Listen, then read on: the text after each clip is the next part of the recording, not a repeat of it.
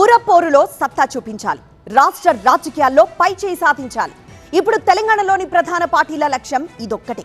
ఇందుకోసం రకరకాల వ్యూహాలు అనుసరించిన పార్టీలు తక్కువ టైంలో వాటిని అమలు చేసి అనుకున్న ఫలితాలు సాధించాలని భావిస్తున్నాయి.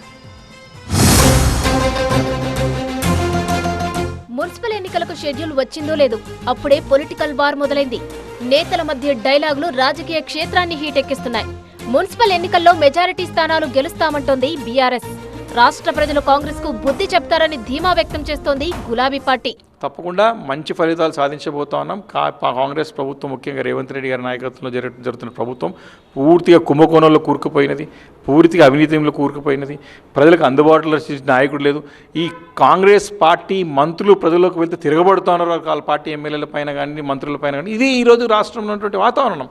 కాబట్టి ఈ సందర్భంలో ఎలక్షన్స్ రావడం తప్పకుండా బీఆర్ఎస్ పార్టీకి కలిసి వస్తుంది. మంచి సీట్లు సాధించబోతా ఉన్నాం. ఈ కాంగ్రెస్ పార్టీ గుణపరచబోతున్నాం. ఎన్నిక ఏదైనా గెలుపు తమదే అంటోంది కాంగ్రెస్. మున్సిపల్ ఎన్నికల్లో బీఆర్ఎస్ బీజేపీకి ఓట్లు పడవన్నారు ఎమ్మెల్సీ అద్దంకి దయాకర్.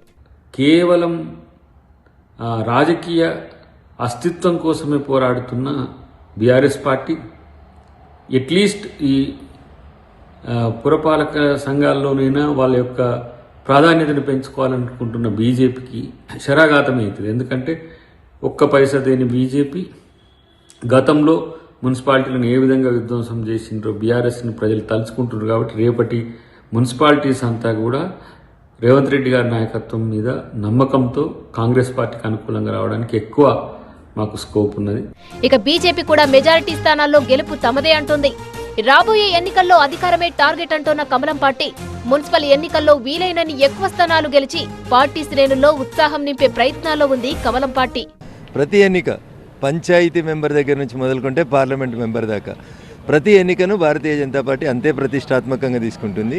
సో పోటీ ఎవరి మధ్యలో ఉంటుందంటే పోటీ డెఫినెట్గా అధికార పార్టీకి మాకు మధ్యలోనే ఉంటుంది. ఇంకా వేరే వాళ్ళు ఎక్కడ ఉంటారు? వేరే వాళ్ళకి బీఆర్ఎస్కి ఎంపీ సీట్లలో 1 సీట్ రాలే, బై ఎలక్షన్లలో 1 సీట్ రాలే, ఎంపీ సీట్లలో 0, బై ఎలక్షన్లో 0, 2 ఎమ్మెల్సీ ఎన్నికలైతే 0.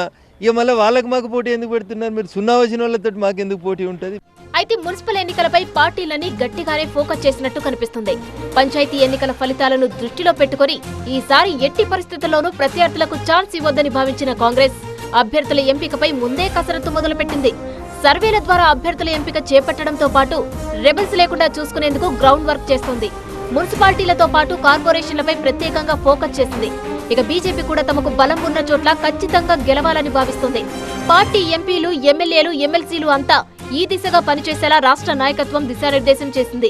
ఇక పంచాయతీ ఎన్నికల్లో తాము ఆశించిన ఫలితాలు వచ్చాయని భావిస్తున్న బీఆర్ఎస్ మున్సిపల్ ఎన్నికల్లోనూ ఆ జోరును కొనసాగించి తమ పట్టు సడలకుండా చూసుకోవాలని కసరత్తు చేస్తుంది. గెలిచే అభ్యర్థులకే టికెట్లు ఇస్తామని ఇప్పటికే పార్టీ శ్రేణులకు సంకేతాలు కూడా ఇచ్చింది. 3 పార్టీలు పురపోరుపై ఫోకస్ చేయడంతో రాబోయే 2 వారాల పాటు తెలంగాణ రాజకీయం మరింత హీటెక్కే అవకాశాలు కనిపిస్తున్నాయి.